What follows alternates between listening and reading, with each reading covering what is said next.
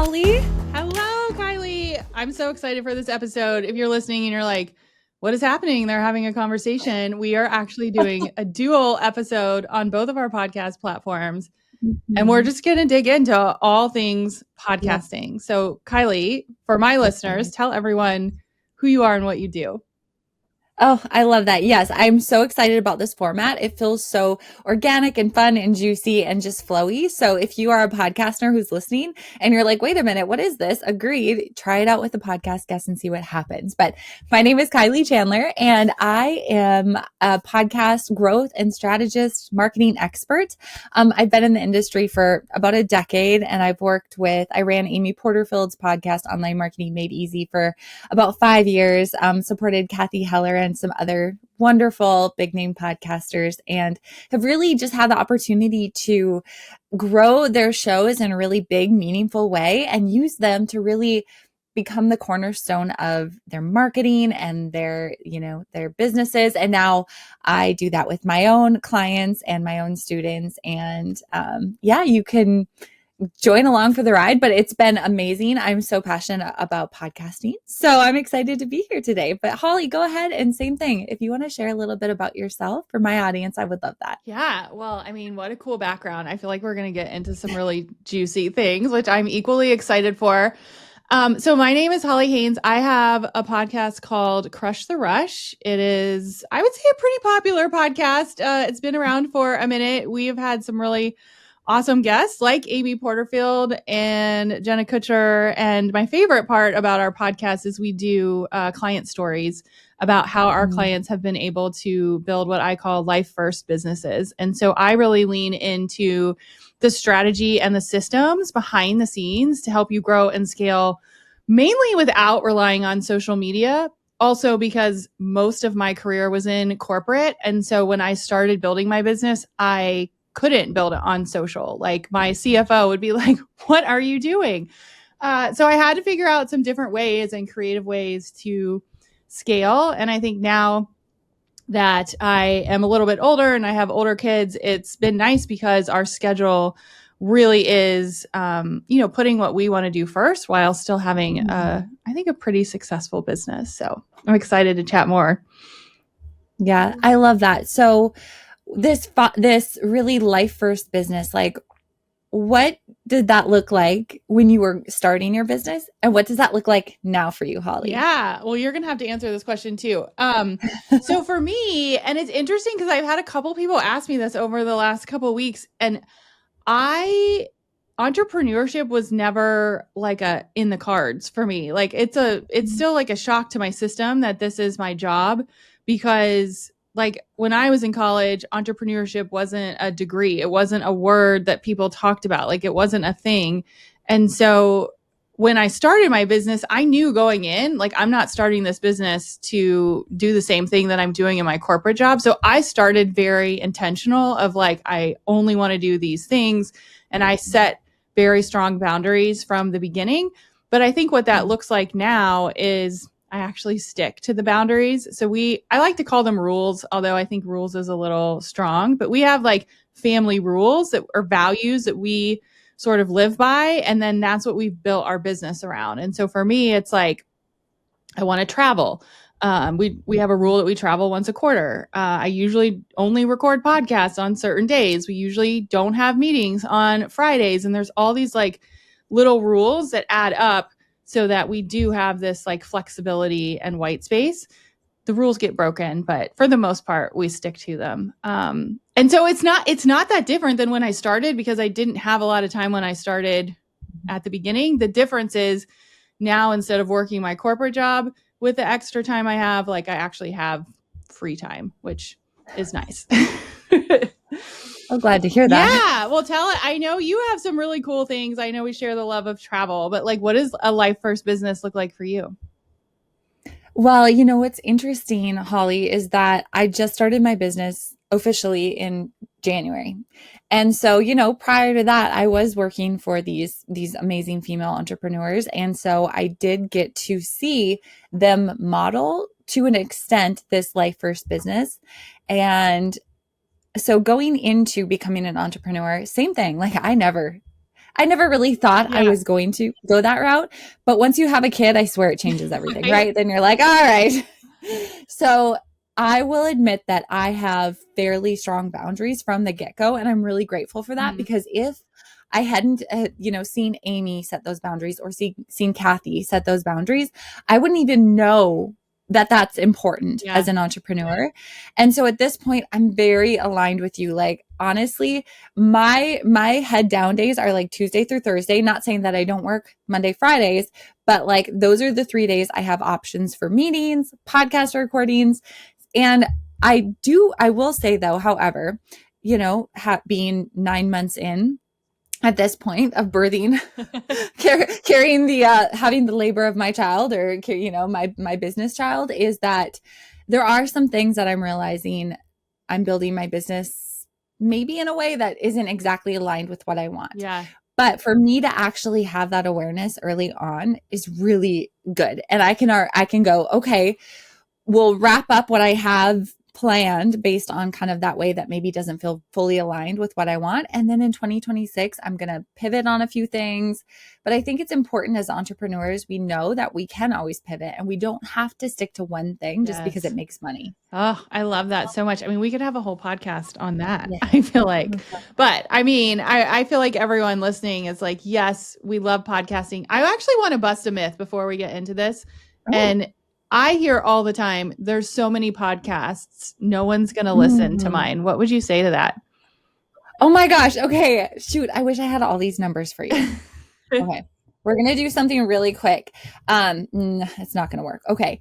I just did actually a training for Kathy Heller. She has like a podcast starter course. Mhm. So I help and support her in that, because the next step is kind of, I'm the next step. And so in that training, I literally went through the numbers of YouTube channels that are active, and then the number of blogs that are active. And it was like in the millions or billions. Yeah. I don't know about billions, but millions, like so many.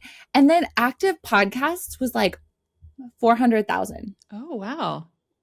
And so and on top of that, all of those aren't even active. And on top of that, 400,000 people are not competing with your topic and your niche, right? Like, we know how many true crime podcasts there are. We're not competing with those. We're not competing with the celebrity podcast. So it becomes even smaller. So when you think about a platform that isn't social media, which I want to talk more about that. Yeah. When you think about, okay, where's somewhere that I can show up, nurture my audience, house my content, teach, share my knowledge, my passion, all of the things. When you think about a blog or a YouTube channel or a TikTok or whatever, there's so much more competition there.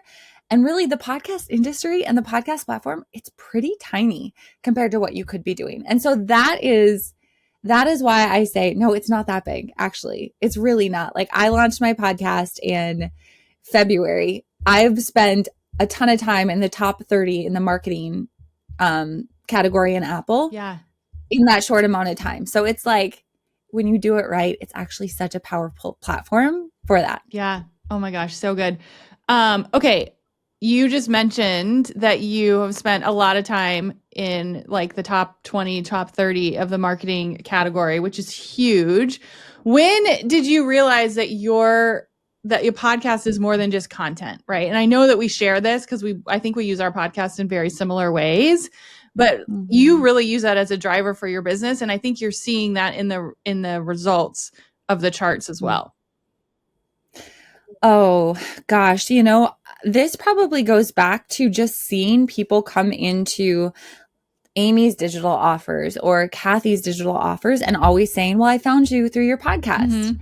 And all of a sudden my mind starts going, why do they become super fans once they find your podcast? Mm-hmm. Well, it's because they get to have you become part of their daily routine, right? Mm-hmm. It's like, I'm going for a walk. I'm going to put Holly in my ear. It's what I do every Wednesday when she drops an episode. And it's like every week you're there with them. On top of that, they get to know you personally. I mean, especially now with video, if you're using video as a podcaster, not only can they hear you, they can see you. But I think there's just so many ways that a podcast can fill like they're your friend, like the podcaster is your friend, and you can just gather all these small little nuggets along the way that can really make a big impact. And so, especially when we think about entrepreneurs having a podcast, not only is it a great way to demonstrate how you teach and how you interact, but it also gives your audience a way to say, I am focusing on this one thing right now in this moment.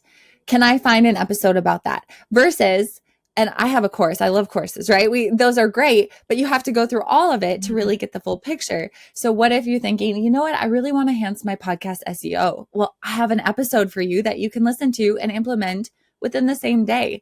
So I think that those are all the pieces that really started to make me go, oh my gosh, the podcast is it. Yeah. It is the way into the business. It is the cornerstone of everything we do. And when we're pouring so much time into that content, right? Like our podcast, you even said before we hopped on, you're like, my life is so full in a lot of ways. Yeah. Like I have twins in middle school. We have braces. We have all these things, but podcasting just feels so fun right now. Yeah. And we want that content to go so far beyond just pushing publish and being done with it.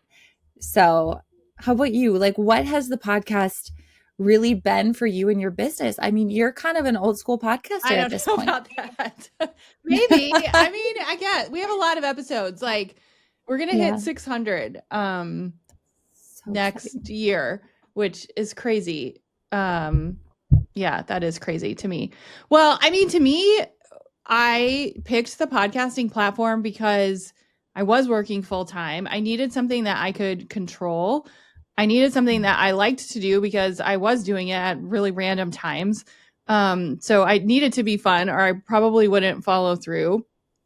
And I mean, it works as a networking tool for me as well. So, I mean, I started out with solo episodes, but then very quickly was like, oh, I want to, do more. And I mean, the guests that I meet through 600 plus episodes, I mean, I feel like that's what has grown our business, like the connections and the referrals and the friendships. And that is something that I never expected. Cause I mean, you only talk like live for maybe a half hour, but then there's, there some guests just stick around for a while. And so that's been really fun. And I think for me, and I know this is something else that we share, the podcast is like, that you talk about like the hub and spoke model, like the podcast is like the hub for us. Like it is like the core of all of our content, how we share things. Like I'll talk about why we did something or how we did something, or, bring a guest on and they can share how they did that. So it's very much like the front and center of where all of our content comes from. And then as we've grown and been able to like bring on team members, that's really like our content engine. So the podcast like drives everything. And I always say, like, even if no one listened to the podcast, I would still do it because we have so much content that I don't even publish half of it. Like there's so much that you can do with like this video that, we try to take advantage of as much as we can, but like, it's just like a gold mine of content. Oh my gosh. I love that. So we have a mutual friend, Kate Howard. Yeah. Speaking of guests in relationships that kind of evolved from having a show.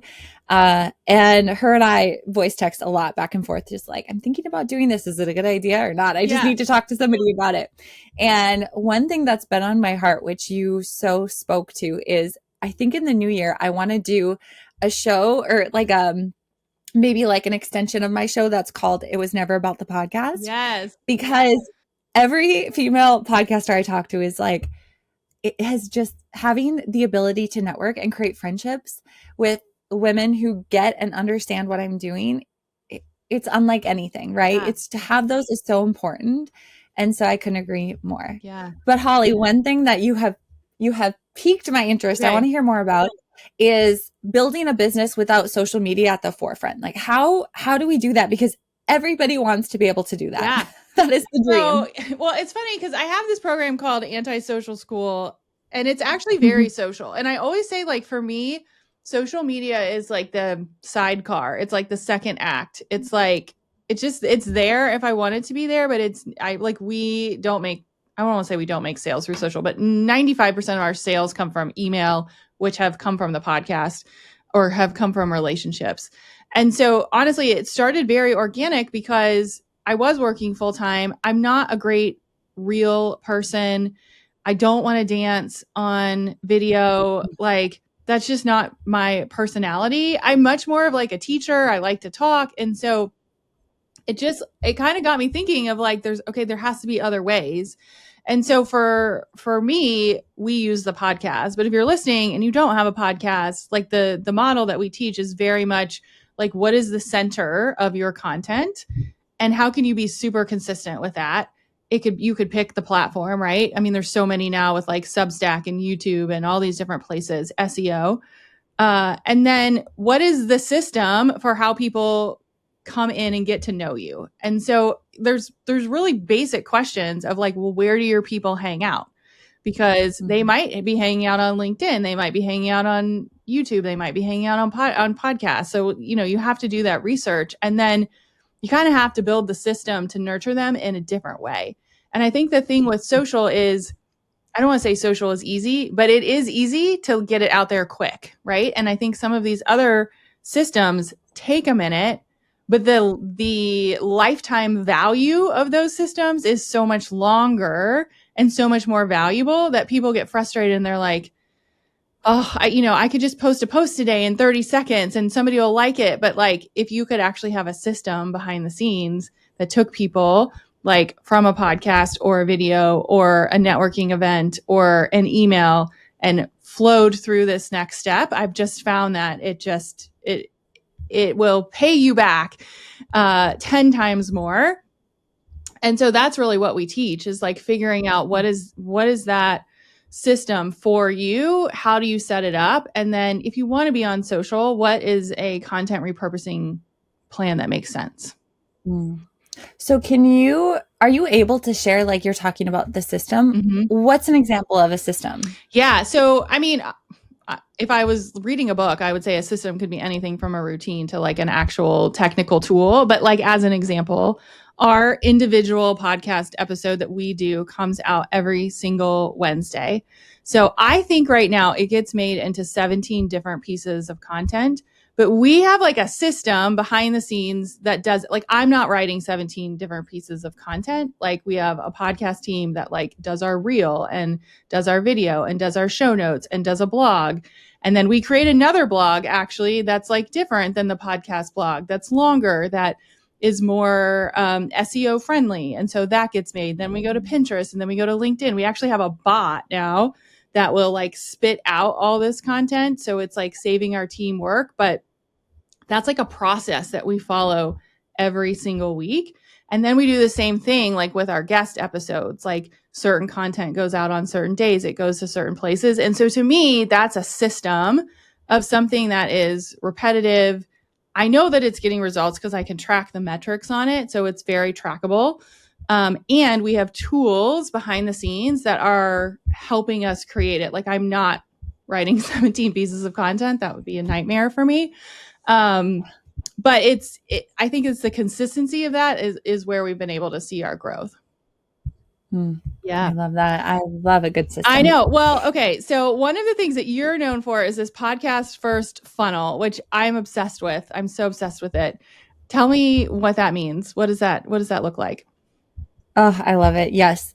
Okay. So really, I'm all about funnels. And it's funny, people come to me and they'll be like, okay, well, I want to grow my podcast. And I'm like, okay, well, actually, we're going to do a mastermind in marketing. Yeah. So get ready, buckle up. And we have to be honest, like, marketing can be difficult and it takes a bit to learn and to push yourself. And you might have to learn new words, right? Like a funnel. Some people are like, wait, what is a funnel? I think most of your listeners are probably going to know, but sometimes like knowing this marketing jargon or setting up the systems for that marketing can be difficult. So really what we want to think about is, how can I use my podcast and repurpose the content that I've created into a free resource that is super sexy and so attractive to my audience that it's a quick yes. Mm-hmm. So a couple ways to do this is, one, I love a good podcast centric quiz, like where there's so much we can do with a quiz, right? Because not only can we cater it to our ideal customers and the nuances of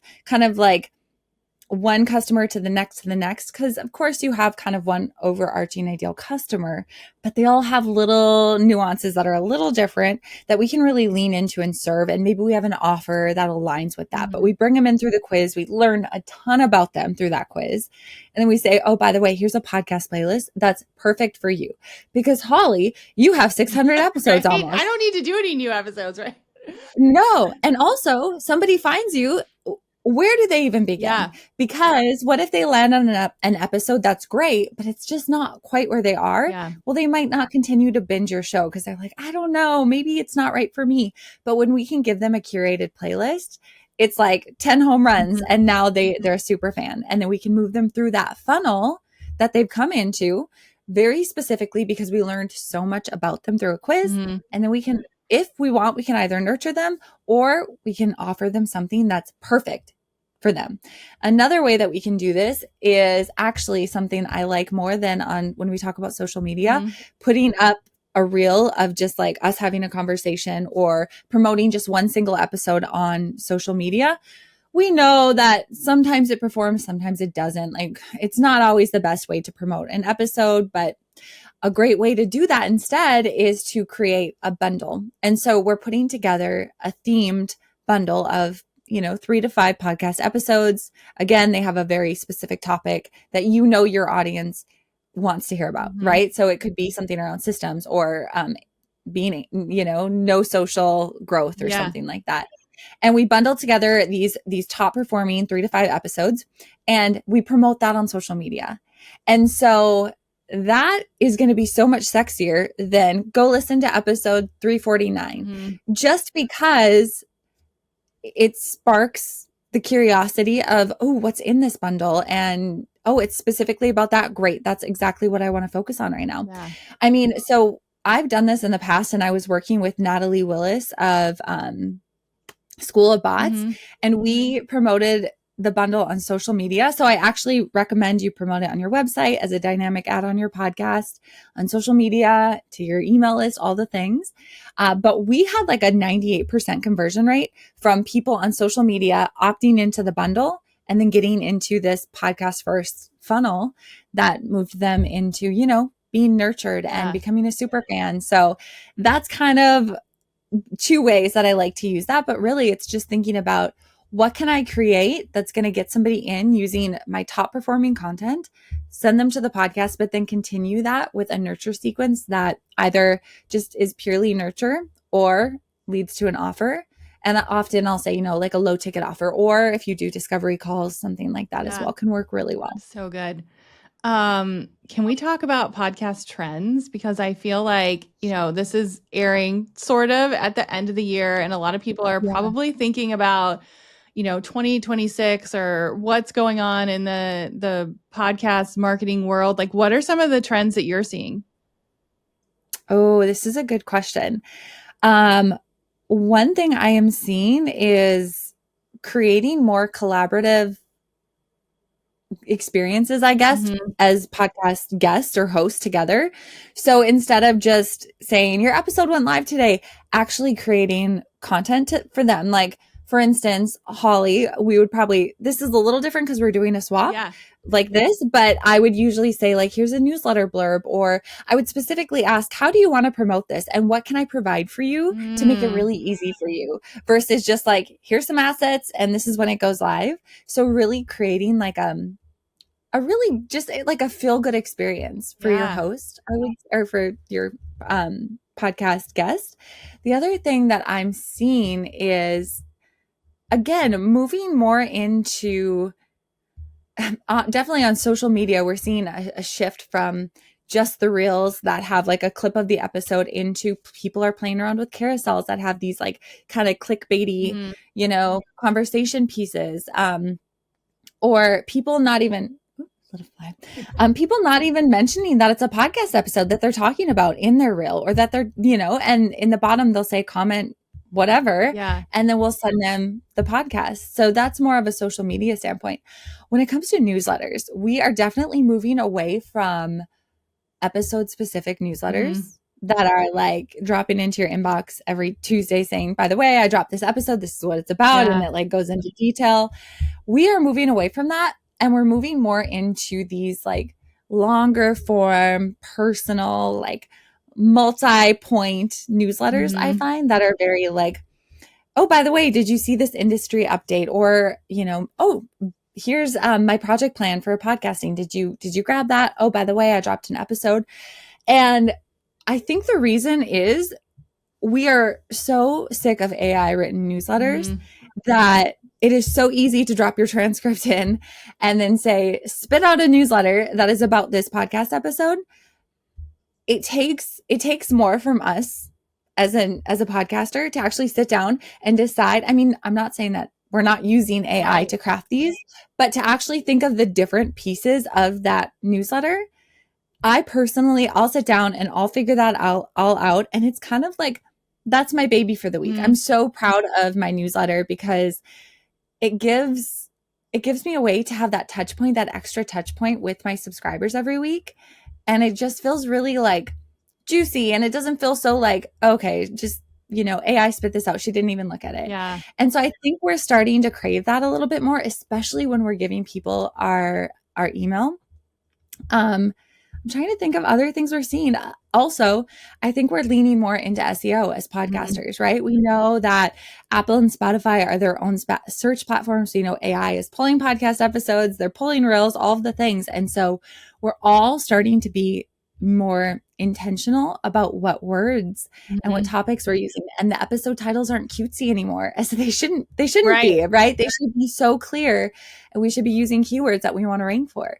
And so I think that those are some of the things. What about you? Do you feel like there's any coming down the pipeline? You know, you mentioned the newsletter, and one of the things that we teach sort of in our antisocial method is obviously email and funnels. And I feel like that's where you and I could just like geek out for hours. So you know, hopefully this won't be a 3-hour podcast, but we have played around with our email format quite a bit. One of the things we did stop doing was the individual episodes, which we did for a while. I think everyone did. Yeah. And I sort of just noticed that like it wasn't really doing anything, which I think goes back to like, look at your statistics, like what is working, don't stop doing if it's working. But definitely went into more of like I don't want to say teaching, but it's like a personal story, or like, hey, like you said, hey, did you try this today? Or here's like one quick thing you can do today. If you want to learn more, we did a whole episode on it. Like we redid our anti-social school course, and I did a podcast on why we redid it, even though it was working. And then we sent an email out that said like, hey, these are some things that you should look at if you want to learn more, sort of listen to the episode. So that's worked really well. We do, I think it's like a known term now, but I call them hand raiser emails.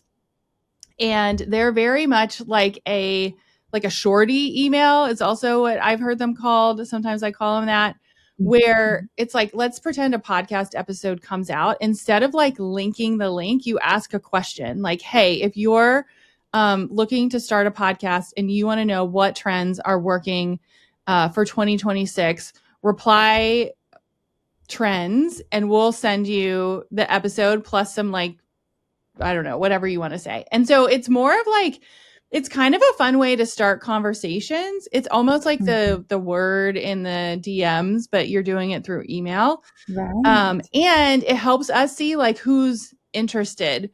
And sometimes we actually get more replies from that we do clicks. And so I think it's just like, you know, if you're on your phone, you're used to social where you reply with a word. And so, you know, I don't know, it's been fun to play around with, just to see what people are interested in. And then you actually get to have a conversation. So it is like systematized, but then like the conversation piece is not. That's what I wanted to ask is, are you manually responding with like you have the canned email written out? But yeah, so the email goes out to everyone, but their responses are personal. Yeah, so the responses are like one-to-one, which takes a minute. But if you do it every once in a while, like it's a great way to just like get an understanding of where your audience is at, like what questions they have, what objections they have. And so those are some things that we've seen. I think in terms of podcast trends, like our best episodes are always, you know, the ones like this that are like super real, super raw, like not the 10 tips you can Google.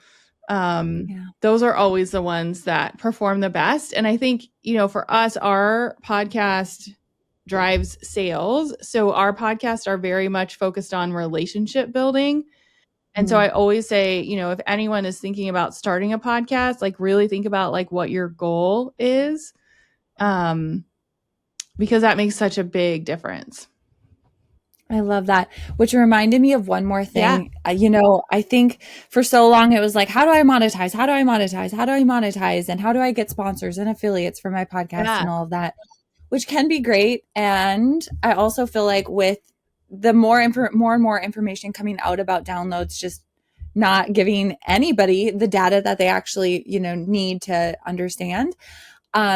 I think we're also seeing, which I'm super excited about, moving into monetizing your podcast with your own offers. And that's what I'm all about. When people come to me and they're like, I want to monetize, I'm like, great.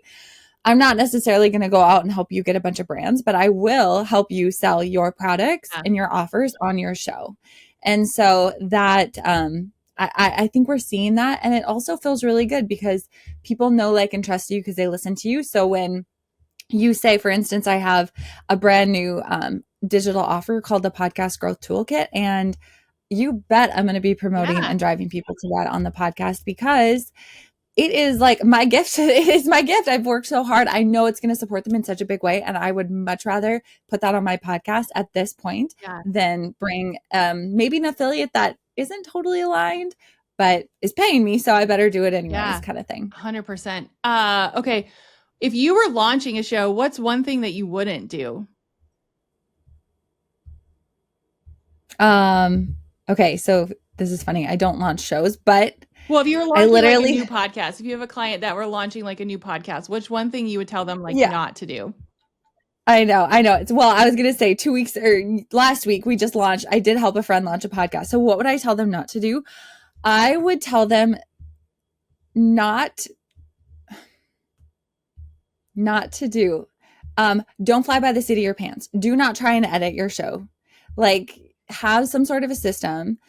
If you can budget out a little bit to have somebody edit it, you're probably going to be able to go further longer because it can get very exhausting to record and then edit and then create all the pieces. So if you can get a little bit of support, don't try to edit them yourself. That's what I would say. I would say that too. I feel like editing was the first thing that I outsourced because I was like, it's too much time. It's just too much time.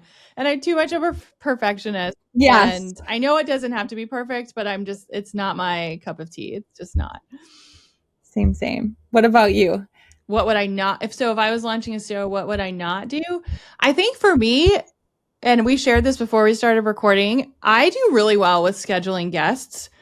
But when it comes to recording my own individual episodes, I usually get behind because I'm like, oh, I'll do it later, or, oh, I'll do it another time. And so I've tried really hard this year to at least batch them like 3 or 4 at a time. I mean, batching is like the simplest trick in the book, but it really does work. And I notice that the episodes flow better because there's like a journey that we're taking, the listeners on. And I'm in it, right? Like I'm not switching between like, client calls or writing content or taking kids to dance class. Like I'm in it for like 2 or 3 hours and then I'm done. And so I would make sure that you have like at least a few episodes ready to go. But they typically do better too when I do it that way, instead of doing it random. And to add to that, especially if you're a female entrepreneur who does have promotions within your business, it is such a good way to look at your calendar and say, how is my podcast, how are my podcast episodes being the bridge, the content bridge to get my ideal customer from where they are to where they need to be to say yes to my offer. And we use the podcast in that way. And so when you're just flying by the seat of your pants and like, oh, I have an episode coming out tomorrow, even though I'm about to launch, and you have no like alignment, that's where your podcast doesn't start to work for your business. So we really want to be thinking about what promos do I have and what content is going to support that promotion. Yeah, I love that. Just for fun, what's a business tool that you are loving?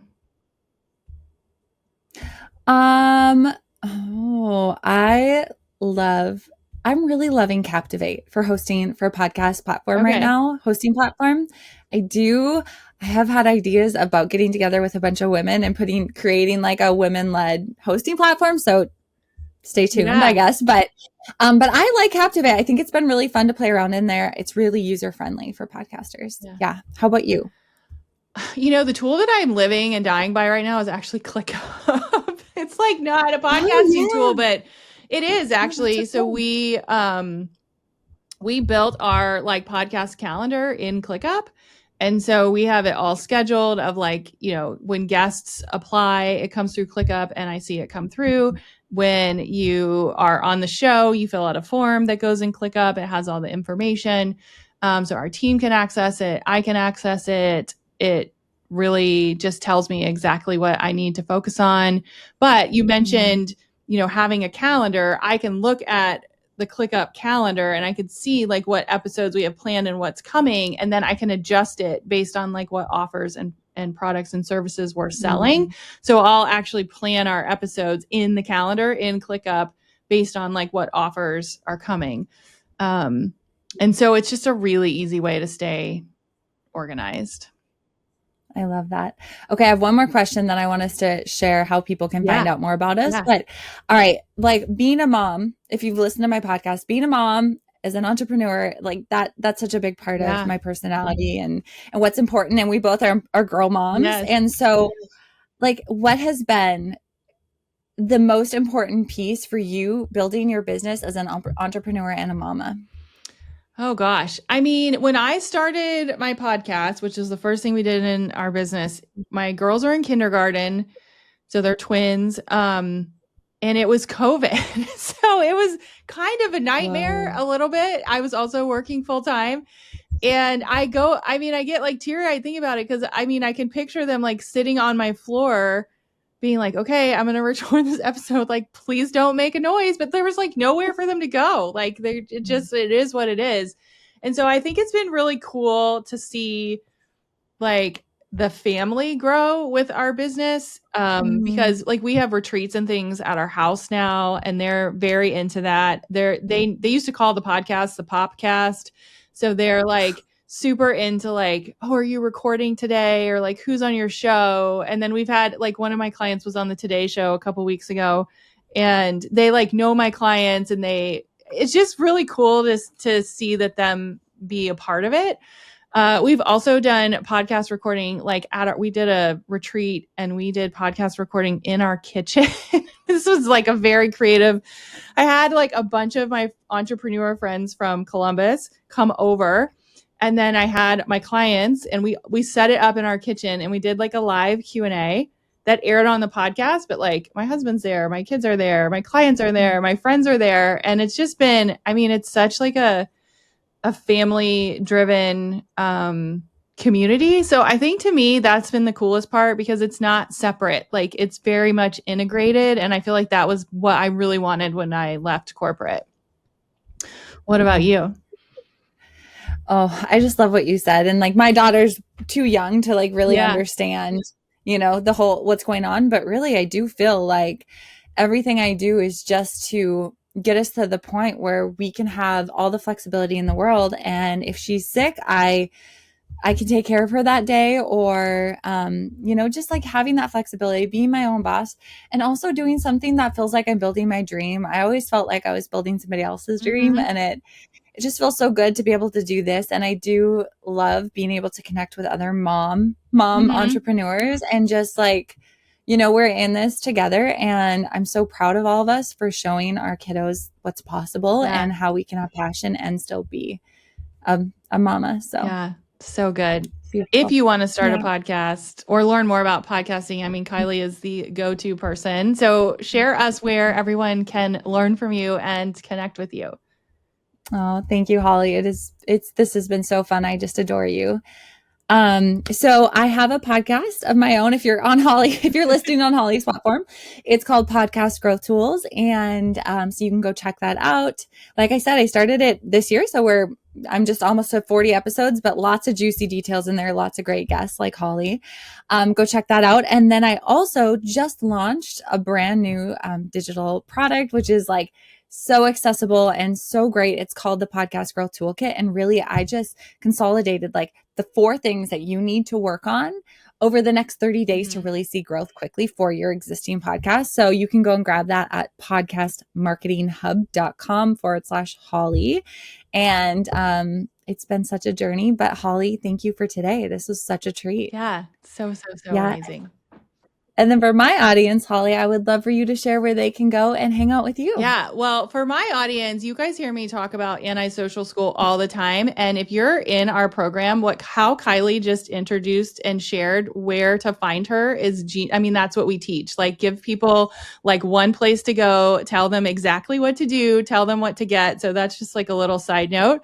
But I do have a podcast called Crush the Rush. You could just go to hollymariehaynes.com to find that. And then I also have a workshop, and it does talk about podcasting, but it also talks about if you have a podcast or you have other platforms that you're wanting to share what you do without using social media. We walk you through the 3 different ways that you can grow and scale without having to be on your phone all the time, which is something I know Kylee and I are both passionate about. And you can just go to hollymariehaynes.com/workshop. There's a private podcast attached. We really do love podcasting around here. And yeah, hopefully you can get yourself way more visible without having to scroll all day. I love that, Holly. It's so important. Well, this was such a blast. I love this. So fun. Yes. Thank you, Holly. And I know we'll have probably more down the road that we get to collaborate. I know. And do I can't together. wait. Thank you so much.